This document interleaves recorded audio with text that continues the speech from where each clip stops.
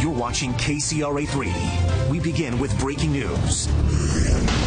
Devastation in Oakland.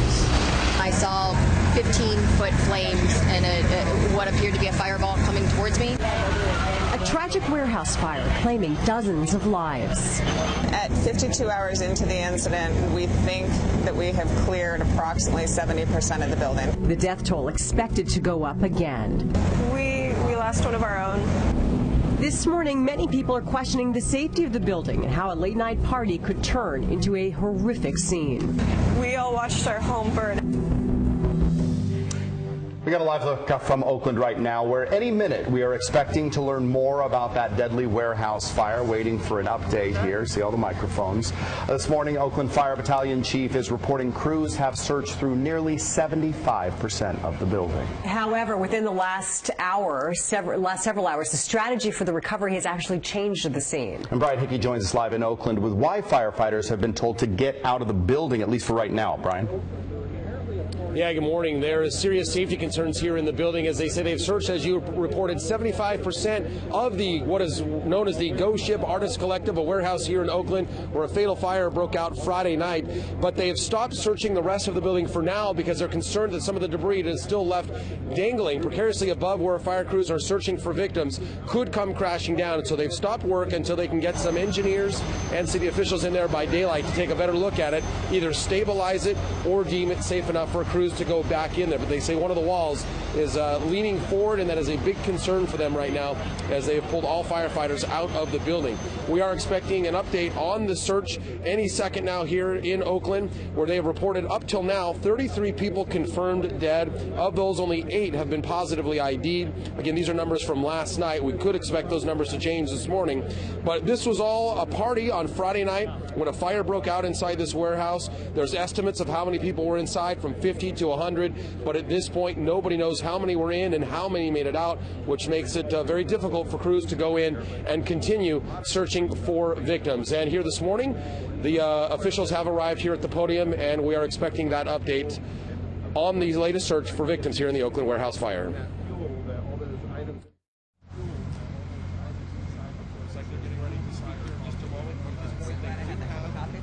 Investigation, but so far no criminal investigation has been launched. Get started. I want to check the sound with everyone. I know we have a lot of heavy equipment, the generators here. How is the sound for everyone? Fine. It's okay? Yeah. All right.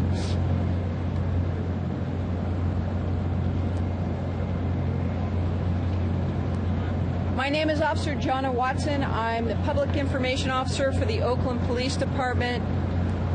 We'd like to update you. We also know that we're just coming off of a weekend. It's Monday morning. Maybe not everyone has watched or has information about what has transpired since last Friday. Last Friday, December 2nd, at about 11:32 p.m., a fire broke out in the 1300 block of 31st Avenue here in Oakland. Last evening, the victim loss was 33. That's 33 families who have lost a loved one. That's 33 of our loved ones who, here in the city of Oakland, we have lost as a community. This morning we'd like to update you regarding additional information regarding our losses, not only to families but to our community. We have Deputy Sheriff Modeste, who's going to provide you additional information regarding victims, loss, and families that have been notified. We also have Battalion Chief Drayton, who will be able to update you regarding the work that the fire department has done, along with other agencies who have been assisting. I'd like to turn it over to Deputy Modeste. Thank you. Good morning. My name is Ty Modeste, T-Y-A-M-O-D-S-T-E, spokesperson for the Alameda County Sheriff's Office. Since our last update, we have located and recovered 36 victims. Yes. Since our last update, we have located and recovered 36 victims. Of the 36, 11 have been positively identified, and their family members have been appropriately notified. that number is inclusive of the 8 that were, the number 8 that was given last night. At this time, we won't be updating this morning the list of names of the located and identified victims. We are giving the family members an opportunity to update other family members, to notify them and give them an opportunity to grieve together before we release those additional names.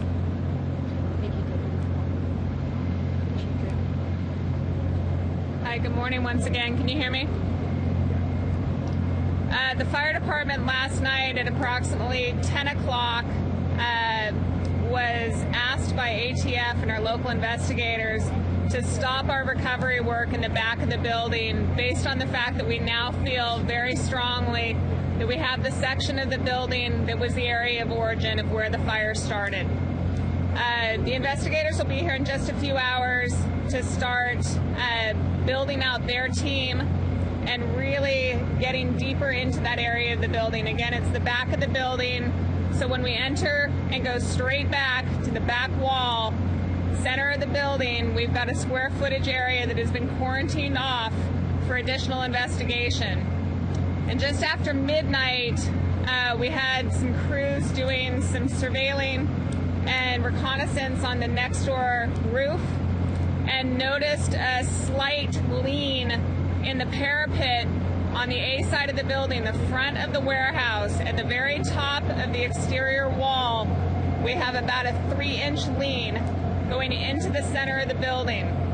For us as firefighters working under a wobbly, potentially collapsing exterior wall is extremely dangerous.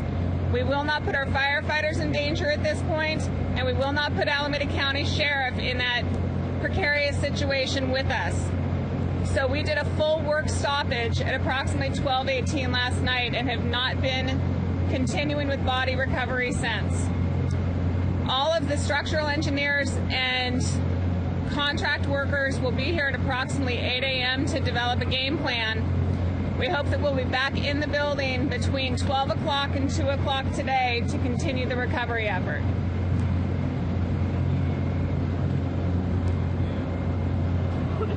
We know you'll have some questions, so we'll go ahead and we'll start over here, and we'll work our way to the left. Can you describe what a parapet is?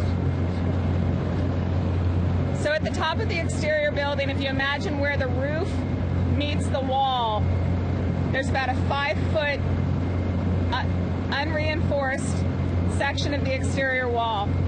It's leaning in 3 inches. It should be straight. We're concerned that that unreinforced area potentially could collapse.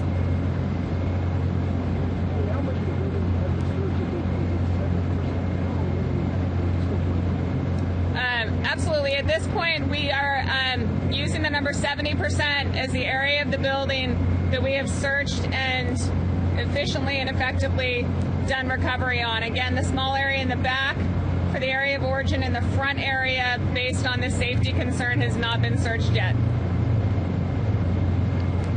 Yes, so do you believe that there's still more victims, and also are you any closer to finding a cause for this fire? We are no closer to finding a cause, and we absolutely believe that the number of fire fatalities will increase. You see, so when 70%, when you get to 100%, will you then conclusively say there are no more victims in there, or will it take more after that to go through the remains of this building to say sure? If you get to 100 today or tomorrow, will the search be over at that point? I don't want to speak about that. Yeah, can you speak up a little bit louder? When you get to 100%, the search, once it's done at that point, will the search for remains be over at that point, or are they going to have to sift through the remains of this building looking for more? Will it be completely done, the search at 100%? Well, once the search is completed, the primary focus has been on the location and recovery. That's what we've been talking about for the last 3 days. We're going actually on day 4. This started last Friday, December 2nd, so we're really on our 4th day. primary focus, to answer your question, sir, has always been on the search and the recovery. Once that is completed, then we'll start having the conversations and shifting this investigation to whichever direction it's appropriate. Right now it's a little bit too early. Again, as Battalion Chief said, ATF has been here.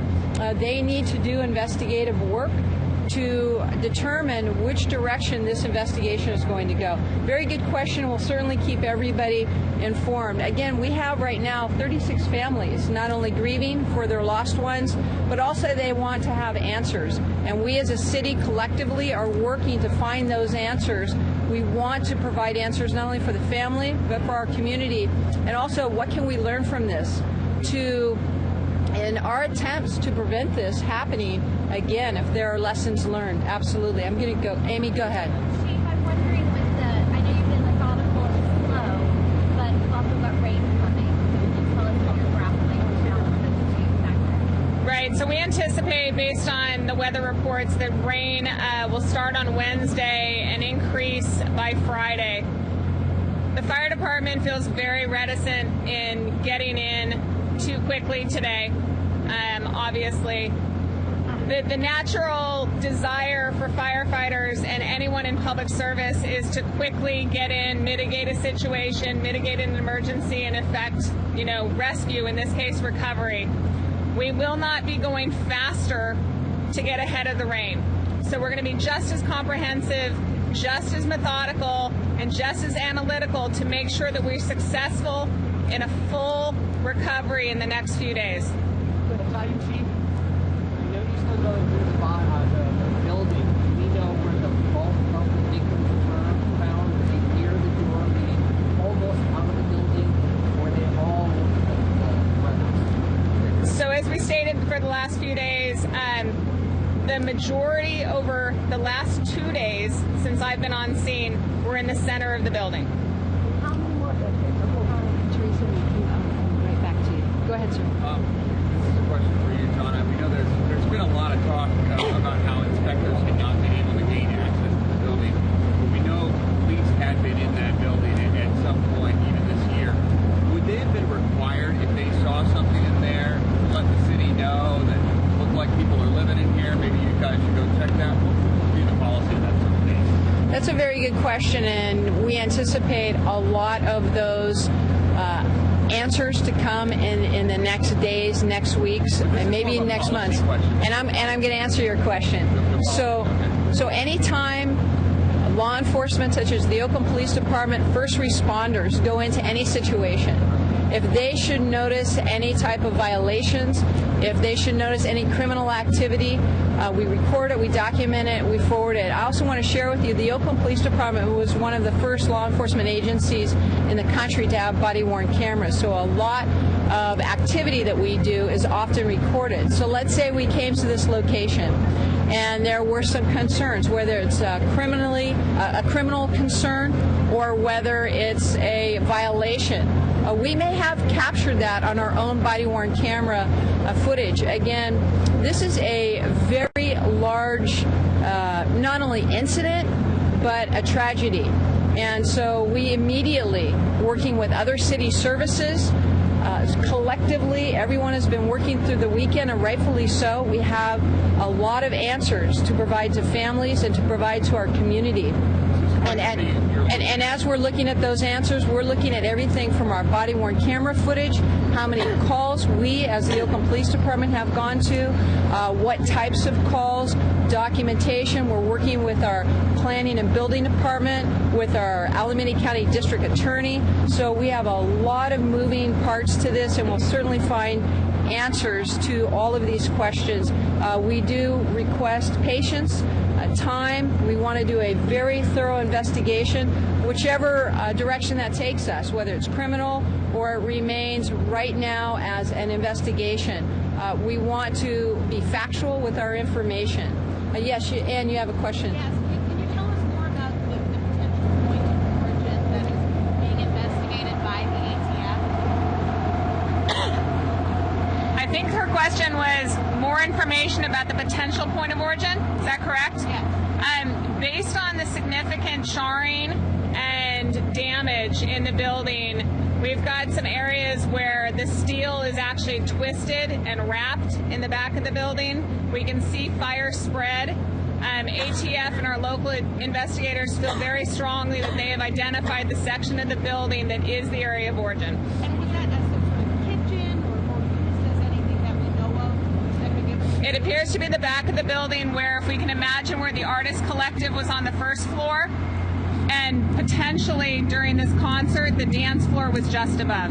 Okay, Alec, go ahead, Alec.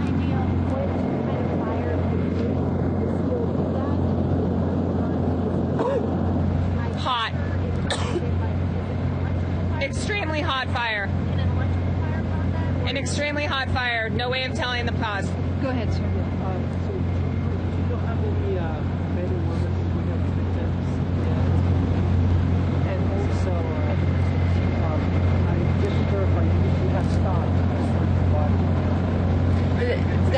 That's correct. A couple of folks are having a hard time hearing your question, but yes, work stoppage, absolute concern for the structure and the safety of the workers that are going in there. And additionally, I know we want to get into a lot of the questions about cause of fire, where it started. I think that the fire department is doing an excellent job facilitating a lot of complicated situations, but we also want to talk with ATF and have them have their opportunity to come in and do a full inspection where we can provide you more information. I'm going to take one last question. Sir, go ahead. Go ahead, sir. Yes. Fire official here. Just said something I want to follow up on. Did you indicate that this area that they're looking at, the origin, would have been on the first floor more likely than the second floor? It's hard to determine based on the fact that we've got fire damage all the way through to the roof on the back wall. It's in the rafters, on the steel beams, and until we have an absolute, I don't even want to speculate on whether or not it was a first or a second floor. Okay, does it seem in that first answer that you may have been indicating it was first floor? That was, no. Am I wrong? Yes. So again, we'll certainly provide more information, but we would like to really have ATF on board, have that opportunity to determine causes, areas, things like that. We're going to conclude this portion of our media briefing. Throughout the day, we will continue to provide information to you. We'll send out a media availability for the next time and location. Right now, because of the work stoppage, because we have other crews that will be coming back and joining us, it's very difficult for us to set that time. We want to come back to you with more information. Again, as the Alameda County Sheriff's Office has stated, we'll provide names of the lost loved ones later today. We'll make sure that you do have that information. Thank you very much for your patience. And that is the very latest live out of Oakland this morning. Some of the things that came out of this particular press conference, Teo, the ATF last night at 10 o'clock said that they needed to stop the work in that building, feeling that they now have pinpointed the area where the fire started. Investigators will be there by 8, and then they will assess what is the best way to continue going through that building. In addition, crews had to be pulled last night, a little after that time, from any of the building, because what they've noticed is that part of the building is leaning. And so there is big concern for the crews that are inside that the ceiling will collapse down on them, and it's just not safe for them to be there at this point. Another big piece of information we've learned, and we've seen this over the past 36 hours anyway, the death toll keeps rising. Last we heard it was 33 deaths. You saw one of the officers come up and say they've now increased that to 36 deaths confirmed. Of those, only 11 have been positively identified. We don't know some of the names because they're giving families, or they're notifying the families, giving them time to grieve before they release those publicly. This is the big story on our Case Area app. We'll continue updating it all day long, of course, and on our news as well. We'll take a quick break, and we'll be back with more right after this. We're back now at 6:21. Let's go ahead and get a check on that forecast. Nice cool weekend. It looks like we have more seasonal temperatures on the way. Yeah, that at least as we start out the work week. There is some fog around town, including around the capital city where it's 37 degrees. You can see that live view of the Capitol Dome shrouded in with some low clouds that have gathered around the capital city. Just kind of hazy out there. 37 right now in the capital city, 36 in Stockton where the fog is starting to become pretty thick. In Modesto, 37 degrees and 20 24 right now in South Lake Tahoe. Skies are mostly clear in the Sierra and across the foothills, but you get into the valley and you will find some widespread fog. Thickest spot of fog right now is in Stockton, where visibility at Stockton Airport measures just below a quarter of a mile. So keep in mind, if you commute on I-5, 99, or Highway 4, you're likely going to be in some of those thick pockets of fog, and also along Interstate 80. If you head over the I-80 Causeway or out near the airport, you'll find some thicker patches of fog as well. I think the fog will be with us through about 10 o'clock this morning and then clearing out of here. Ahead for your Monday afternoon, temperatures seasonable with highs in the upper 50s under mostly sunny skies and a bit of a north breeze to circulate. We have a weather system that will kind of nudge down from the north.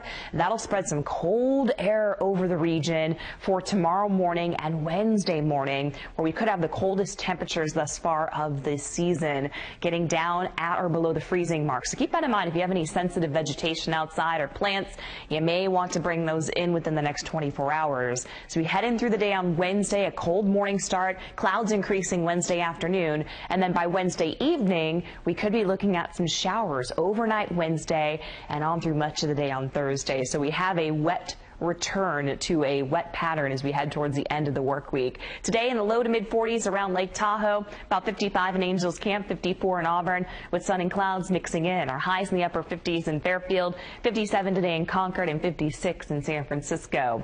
Morning fog should burn off. Should be seeing mostly sunny skies in Stockton, Manteca, and Modesto by the afternoon. 55s are high in Woodland, and 54 expected around Roseville and Rockland. So again, be prepared for a chilly morning start, getting through the fog if you're heading out for the morning commute. Temperatures take a dive. 53 is the high tomorrow, 52 Wednesday. Again, showers likely overnight into Thursday and Friday, and more rain ahead over the weekend. Let's take it out to the roads now with a foggy view from Jacqueline. Good morning. Absolutely. There's the fog. This is I-80 near Childs Road, and you can see that visibility is reduced. Drivers are reducing their speed a little bit, but overall we're tracking an okay ride. We are getting reports of a crash westbound 80 as you're approaching Richards Boulevard. It does not appear to be blocking lanes, and speeds are still in the green, moving right at the limit. Foggy conditions, as Tamara mentioned, through Stockton, I-5, 99, and the Crosstown Freeway, but we are checking in accident-free. We had an earlier crash in Lathrop, and that is keeping your ride heavy along westbound 120. Speeds drop below 20 miles per hour, and then it's slow stop go along westbound 205 and 580 in the yellow. That is Check Your Traffic. Back over to you. All right, thank you, Jacqueline. Well, West Sacramento School says it is closing at the end of the school year because of financial trouble. KCR 3's Leticia Daz joining us live at Holy Cross now with more on the effort to try to keep that school open. Well, good morning, Deirdre and Deo. This is devastating for so many families in the West Sacramento area. So tonight they're planning to pack a town hall meeting here at Holy Cross Academy. They're going to fight the closure of their beloved school. And take a look this weekend. It was just super emotional for so many families that found out through a letter that their school was going to be closing at the end of June. Many parents told KCRA 3 that without Holy Cross Academy around, they won't be able to afford to send their kids to private school because other Catholic schools in the region are double or even triple the price, and many students at Holy Cross get a tuition break from the diocese, and this year the deficit amounts to more than $200,000. The diocese says the aging school also requires a lot of upgrades, so they feel they are left with no other choice. So the diocese has put over $1.2 million into Holy Cross School over the last several years to keep it operating. Every day I'm here, and it's just kind of heartbreaking that the school is not going to be open. The diocese does point out there are 12 other Catholic schools in Sacramento where children can transfer to, and they promise to keep the rates affordable through the 8th grade for low-income children displaced by the closure of Holy Cross Academy this summer. Tonight, again, is a town hall meeting here on campus at 6:30. If you're interested, come on out and hear what the diocese has to say. That's the very latest here, live in West Sacramento. I'm Leticia Ordaz, KCLRA 3 News. All right, Leticia. We will continue following the developments that are coming out of Oakland this morning. And the newest information we have just learned, and the new strategy for crews are working to still continue to recover victims. Survivors describing what they saw Friday night, the safety measures they say might have prevented something like this from happening.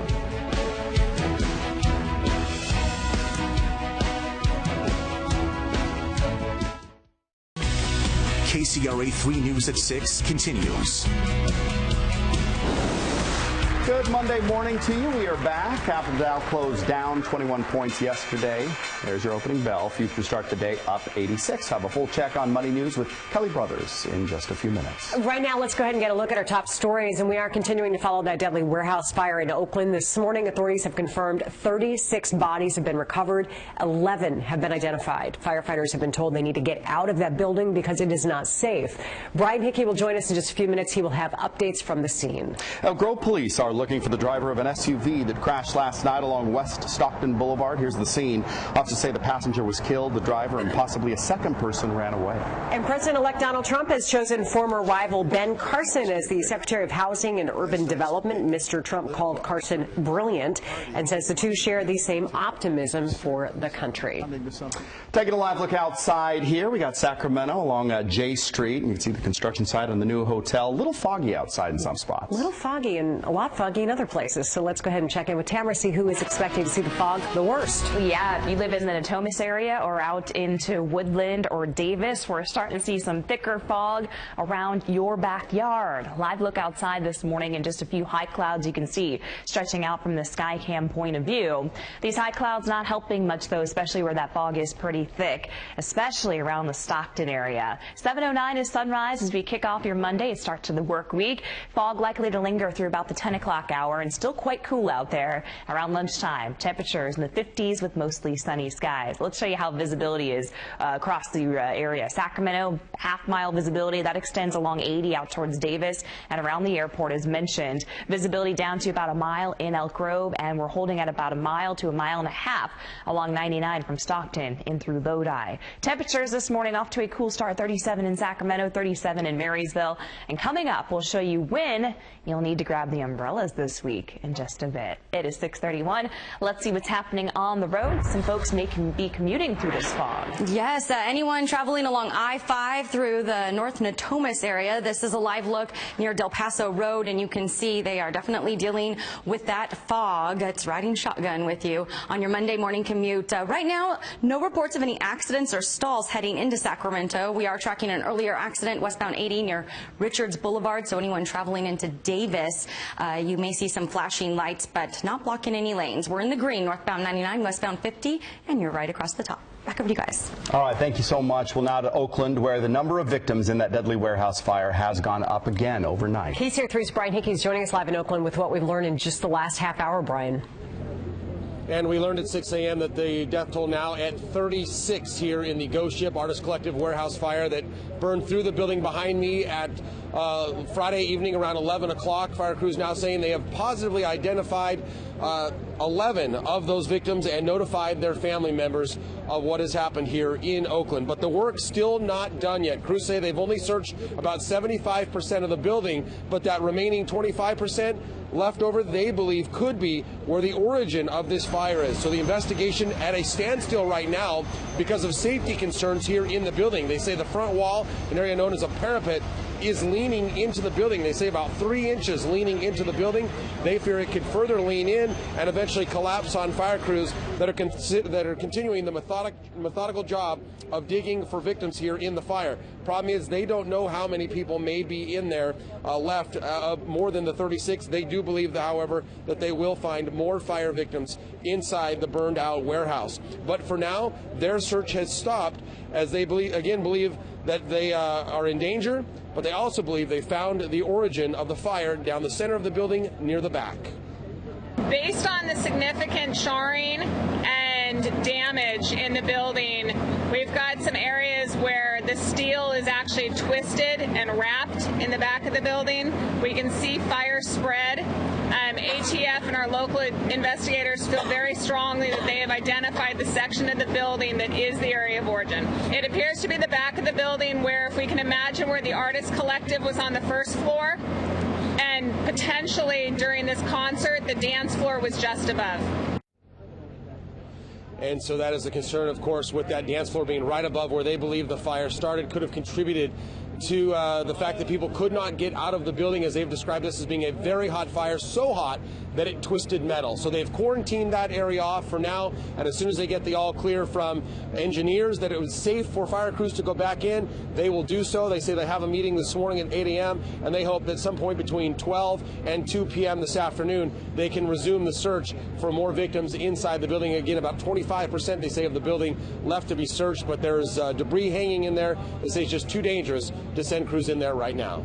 Live in Oakland, Brian Hickey, KCRA 3 News. All right, Brian, thank you. It's 6:35 now. There are some serious physical challenges to fighting this fire, and a deputy fire chief did describe the inside of that burned-out warehouse as a labyrinth. So take a look at the warehouse before the fire. This is a picture from OaklandGhostShip.com, and it shows you the collective setup was a virtual maze of musical instruments and art installations.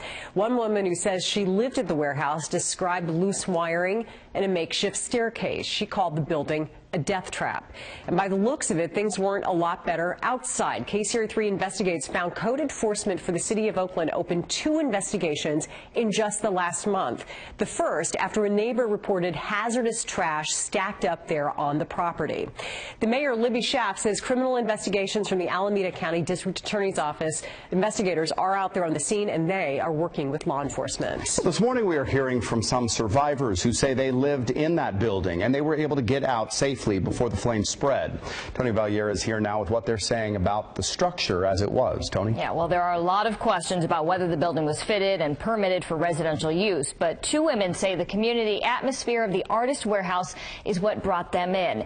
Nikki Kelber and Carmen Brito were inside the warehouse when the fire broke out Friday night. Nikki says she was grabbing her cat when a fireball came towards her, then thick smoke filled the room. Both women say they ran out quickly. They say they knew of some risks of living there. So listen to what safety measures were in place for the nearly 24 residents. There unfortunately were not sprinkler systems within the building. We were not allowed to smoke in the building. There was no smoking. There were no candles. There were a plethora of fire extinguishers placed throughout the building. Every studio space, every private studio space had anywhere from 1 to 3 fire extinguishers. You just heard from Nikki Kelber. She says everyone was hypersensitive of the safety situation and were careful to not cause any problems. Both women say they haven't been told of a cause of the fire. They say some of the other residents are still considered missing in the fire, and you can hear more from those 2 women coming up next on the Today Show. Teo. All right, Tony. Well, multiple vigils will be held for the victims. Hundreds are expected together at Lake Merritt tonight for a candlelight vigil at 8 p.m. Also this evening at 8, another will be held on the west steps of the state capitol. Organizers are asking people to please bring flameless LED candles to the ceremony. We will continue our coverage of the deadly Oakland fire on air on our KCRA 3 app throughout the morning and in coming days. Keep it updated as we receive the latest information. Also, be sure to activate breaking news alerts. Members of the state's largest public employee union are going to be reporting to work today after they reached a contract agreement with the state. Now, if workers approve the deal, it would bring to a close the contentious negotiations. Members did vote last month for a 1-day strike after union leaders said that the state refused to budge from its opening wage offer. 6:38 now, and here is a live view of the state capitol. The new state assembly members are taking the oath of office for the 17-18 legislative season. Democrats are set to have a supermajority when that New Year starts. The swearing in will take place at 5 o'clock tonight. It is 6:38. Time to get a check on money news now. Here's money expert Kelly Brothers. Good morning.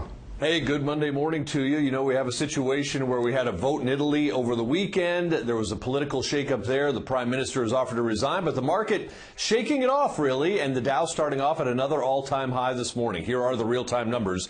Dow Jones Industrial Average is up, as is the NASDAQ and also the S&P 500, so a positive start on this Monday morning. Consumer wallets are becoming lighter, and more shoppers are using mobile wallets. The Capital One Wallet Survey shows nearly 1/4 of consumers now use mobile wallets. About 48% of them plan to make a gift purchase with their digital wallet this holiday season. The survey also revealed about 2/3 of mobile wallet users said they would use their digital wallet more if more merchants allowed them to pay that way. However, we should point out this was done by the Capital One Wallet Survey, so they're hoping more merchants do it. Do you have a live Christmas tree? Watch out for aphids. They feed on plant sap. Orkin suggests routinely inspecting any trees or plants brought indoors all the way down to the trunk or stem. If you discover an infestation, vacuum the insects with an attachment, remove the tree and plant from inside the home. Don't spray aerosol insect sprays on a Christmas tree because remember, they are flammable and get more flammable as they dry out closer to Christmas.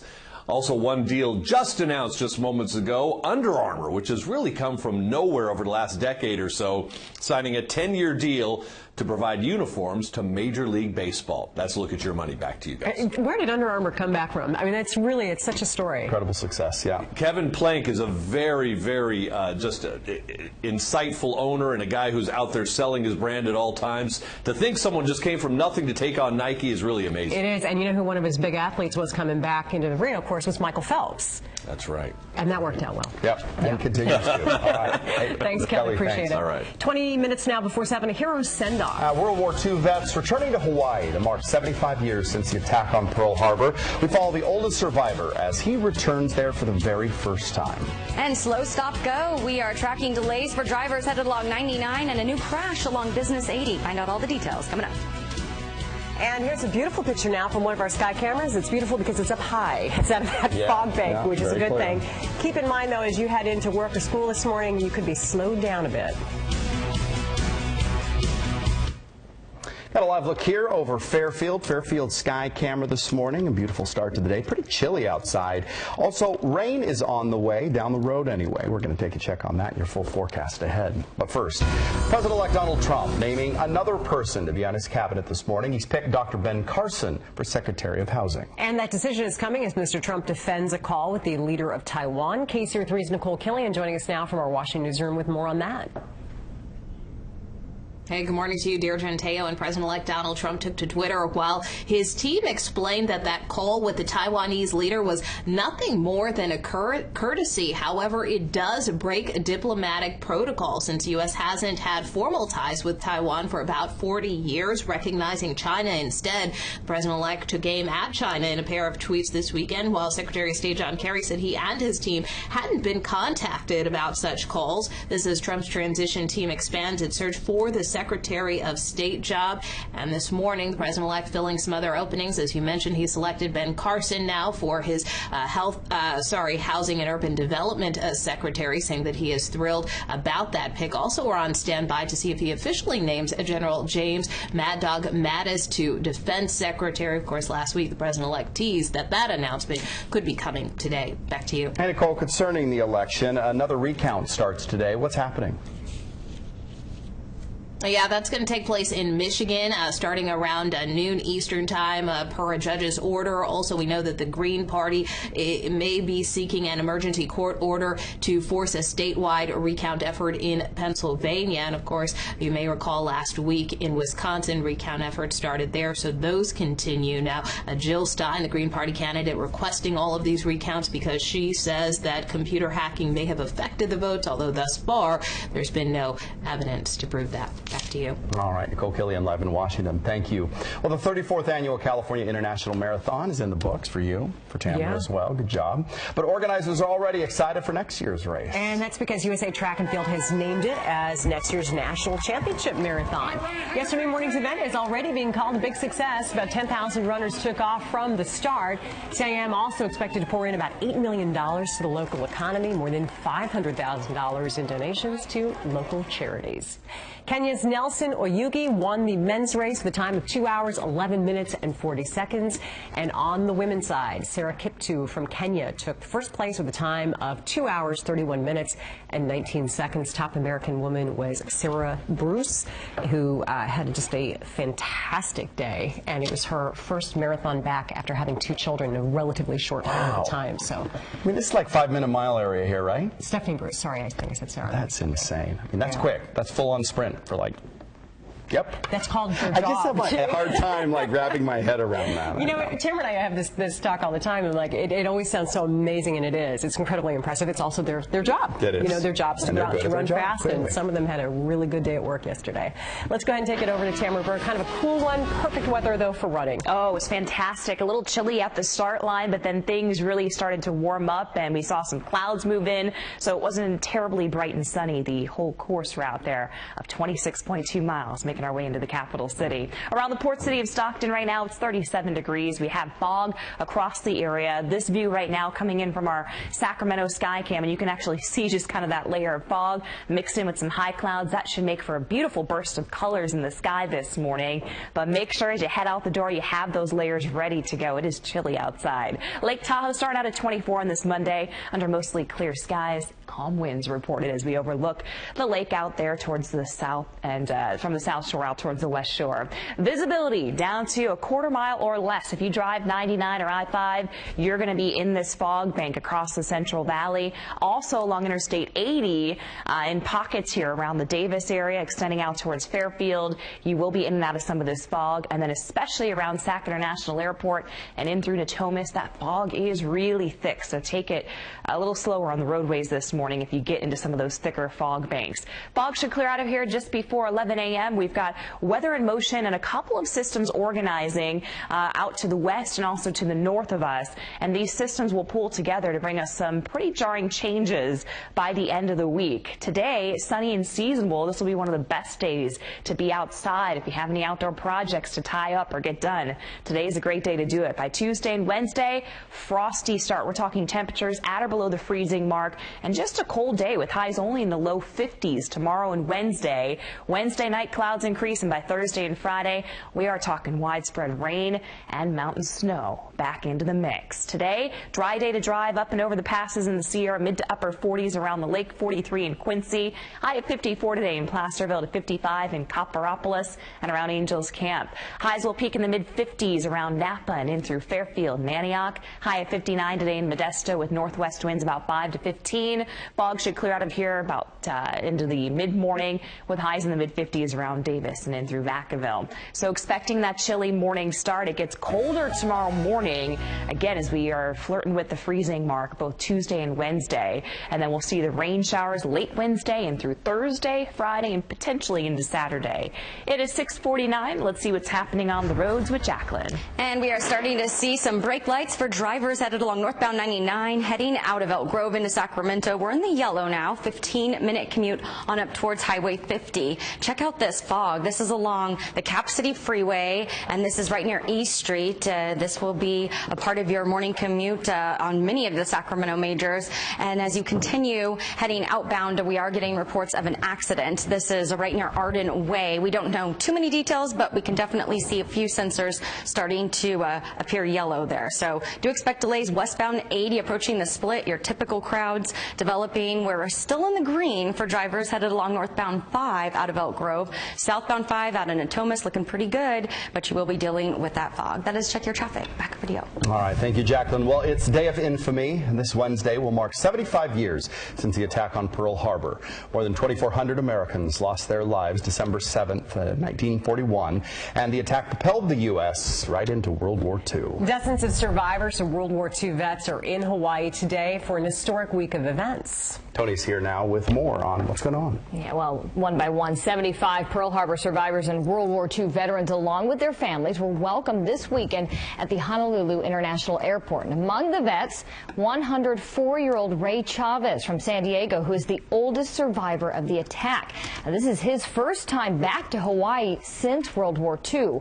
A crowd of people sent him off from San Diego. TSA even opened a special line just for him. Well, I'm not exactly a hero because there were thousands of other heroes too, but I'm very proud of what the honor was bestowed on me. San Diego firefighter Mitch Mendler and retired New York firefighter Joe Torilla, who survived the 9/11 attacks, accompanied Chavez as honorary escorts. The airlines also flew Chavez's daughter, a Navy veteran, first class with her father. The honor flight was donated by American Airlines. Again, he's 104 years old. What an incredible group of people. Yeah, absolutely, and disappearing more every single day. Exactly, yeah, not many around. Right. All right, Tony, thank you. It is now 6:51. We're going to check the day's top stories when we come back. Now, first, here's what's coming up this morning on Today. Good morning. Coming up on a Monday here on Today, the search for more victims in that devastating fire in Oakland, California. We're live at the scene, and the fire chief will join us with the latest on the investigation. Also ahead, the tweeter-in-chief, how President-elect Trump is using social media to push his policies and personal battles. And then we've got your first look at the short list for Time's Person of the Year. Those stories and a live performance from the Hamilton mixtape from pop superstar Kelly Clarkson. When we see you here on a Monday morning, right here on Today. Welcome back. Time now, 6:54. And here's a look at our morning's top stories. Good morning. I'm Brian Hickey in Oakland, where crews continue to look for victims in the Ghost Ship warehouse fire here. So far this morning, the number of deceased, 36. And of those, they say they've positively identified and notified 11 families of their loved ones lost in this fire. Work continues, as they also say that they have located the area where they believe the fire started. And good morning, I'm Leticia Ordaz, live in West Sacramento, where more than 60 years later, Holy Cross Academy is closing. Tonight, parents plan to pack a town hall meeting to try to save their neighborhood school, but the diocese says the decision is final. And for some of you, maybe a foggy start, especially around Sacramento and into Yolo County this morning. Temperatures also off to a chilly start, so make sure you have the layers ready to go before you head outside. We expect that highs will reach the mid to upper 50s later this afternoon. Once the fog clears, expect mostly sunny skies. And we are tracking some minor delays for drivers headed along northbound 99, about a 15-minute commute heading into Sacramento. An accident along Business 80 near Arden Way, so do expect delays along that stretch. We're in the yellow northbound 5 out of Elk Grove, just under 15 minutes into Sacramento. Big election over the weekend in Italy. It did not go the prime minister's way. He is resigning, but the market kind of shrugging it off and heading for a new high. Under Armour also signing a 10-year deal with Major League Baseball to provide uniforms. Real-time numbers now. The Dow up almost 100 points. And the news continues at 7 on KQCA My 58. Tony? Now, fake news with real consequences. The conspiracy theory, a North Carolina man says he was investigating at a Washington, D.C. pizzeria and what may have led to shots being fired inside that restaurant. Demanding a recall, the uniforms flight attendants say are making them sick and the symptoms leading them to request new uniforms. Also turning a hobby into a career, how one man is making a living off his shoe collection and some of the rare souls that he's been able